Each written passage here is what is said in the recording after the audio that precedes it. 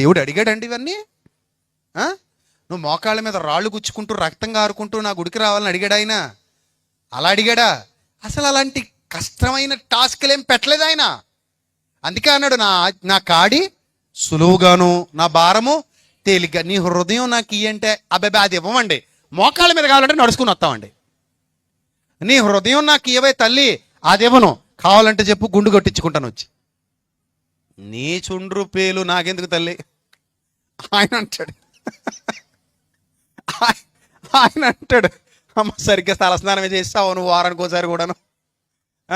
ఈ చుండ్రు ఈ పేలు నా కట్టుకొచ్చి నాకేమి ఇస్తావు? ఆ తలెంటుకులు అంటుంది ఆవిడికి ఇచ్చేయి, డబ్బులన్నీ ఇస్తుంది. నాకు వద్దు తల్లి అని ఆయన అంటాడు. ఆయన అడిగేదేమో ఆయనకి ఇవ్వం, ఆయన అడగంది మాత్రం ఏం చేస్తాం? ఇచ్చేస్తాం. నీ మోకాళ్ళ మీద నడిచి మేరీమాత గుడికి వెళ్ళడం ఏంది? గౌరీపట్నం కొండకెళ్ళి గుండు చేసుకొని రావడం ఏంది? ఇవన్నీ దేవుడు అడిగాడా నిన్ను? ఇవన్నీ అడిగాడా దేవుడు నిన్ను? మరేం అడిగాడు నిన్ను? అదేగా, హృదయంలో చోటిస్తే ఆరాధన అక్కడ జరిగితే నువ్వు ఒక వెలుగుతున్న దీపానివి, నువ్వు ఒక మదర్ తెరీసా ఎలా ఉంటావు అప్పుడు.